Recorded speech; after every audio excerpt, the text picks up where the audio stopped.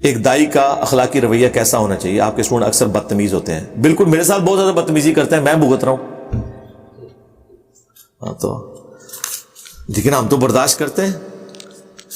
بدتمیزی جو کوئی کرتا ہے نا جی, تو وہ خود ہی اپنے اعمال کا جواب دے. ایسے ہونا نہیں چاہیے, بالکل غلط ہے. ہم نے تو کوئی کسی کی تربیت نہیں کی ہے.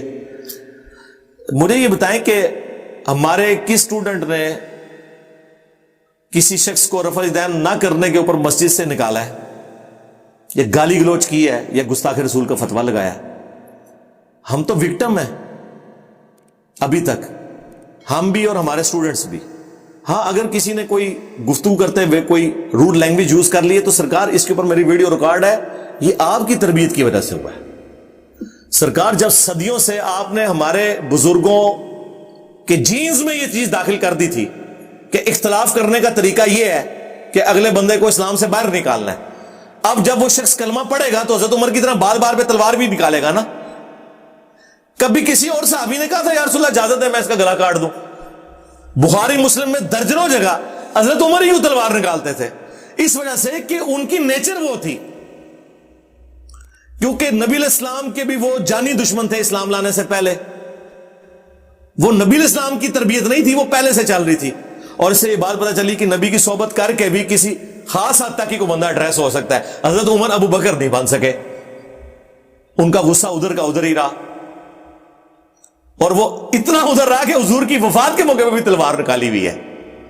کوئی ناسخ و منسوخ بھی نہیں ہے کہ آپ کہہ سکیں کہ پہلے کرتے سن بعد بڑے نرم ہو گئے سن.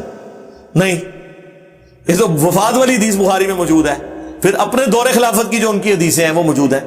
تو یہ ذرا ذہن میں رکھیے گا, یہ بدتمیزی جو کچھ ہو رہی ہوتی ہے نا, یہ اس تربیت کا اثر ہوتا ہے جو پہلے کی ہے.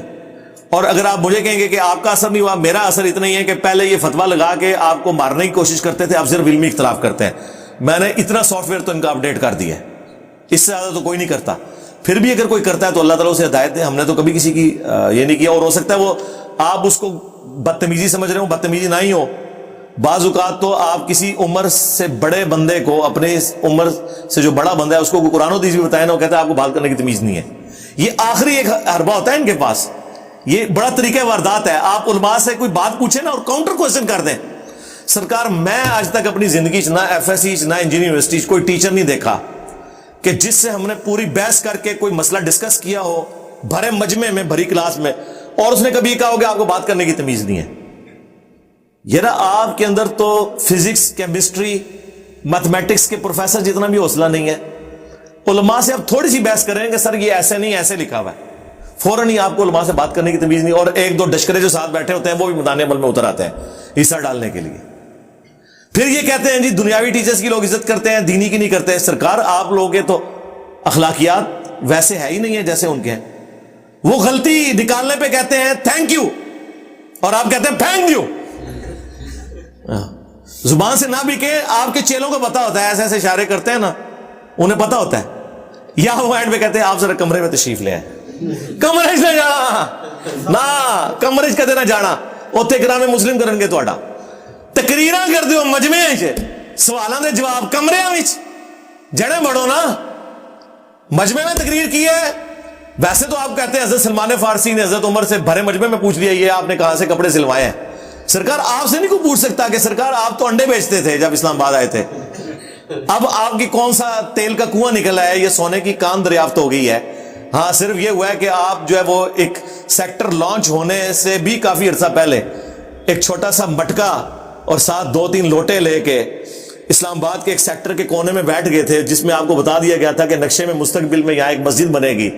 اور آپ نے اتنی لمبی انویسٹمنٹ کی, لوگ آپ پہ ترس کھاتے تھے. بعض میرے جیسے رقیق القلب لوگوں کی آنکھوں میں آنسو بھی آتے ہوں گے, کیسا اللہ کا درویش بندہ ہے کہ چٹائی میں اکیلے بیٹھا ہوا ہے اس جنگل میں, لیکن پتہ ہی نہیں انہوں نے بھائی کروڑوں ارباں دی انویسٹمنٹ کی تھی ہے. یہ تو میں نے اپنی آنکھوں سے وہ مدرسے دیکھے میں. آج جائیں ان کا لیونگ سٹینڈرڈ دیکھیں, آپ کہیں گے یار یہ وہی بندہ چٹائی پہ بیٹھا ہوا تھا. تنخواہ پوچھیں کہے گا جی 15,000, کوئی کہے گا 20, حد 25. 25,000 تو صرف اس کی گاڑی جو ہے نا وہ پیٹرول استعمال کرتی ہے, ظاہر پانی پہ تو نہیں چلتی نا, بسم اللہ پڑھ کے یا انا اعطیناک الکوثر پڑھ کے تو نہیں چلتی. جو پاپا جانی کہتے ہیں کہ 15% ثابت ہوا ہے کہ وہ کرتا ہے.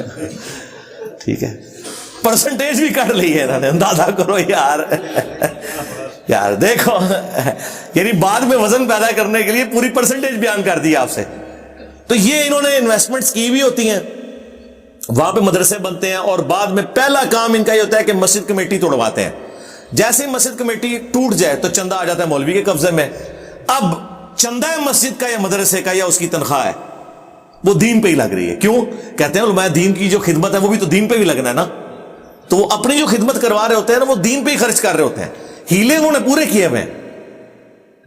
یار اسلام آباد میں 25,000 تنخواہ کے اندر کون بندہ رہائش اور کھانا پینا اور بچوں کا خرچہ چلا سکتا ہے؟ جیلم جیسے شہر میں مشکل ہوا ہے. تو وہ ساری کی ساری فیسلٹیز اسی دین سے کھا رہے ہوتے ہیں, یہ سب کچھ کر رہے ہوتے ہیں. اس لیے جو ہے نا وہ آپ ان کے اوپر ترس نہ کھائیں. تو یہ وہ بات شروع ہوئی تھی اخلاقی رویے سے اور کہاں سے کہاں پہنچ گئی. بے فکر رہیں جناب انشاءاللہ.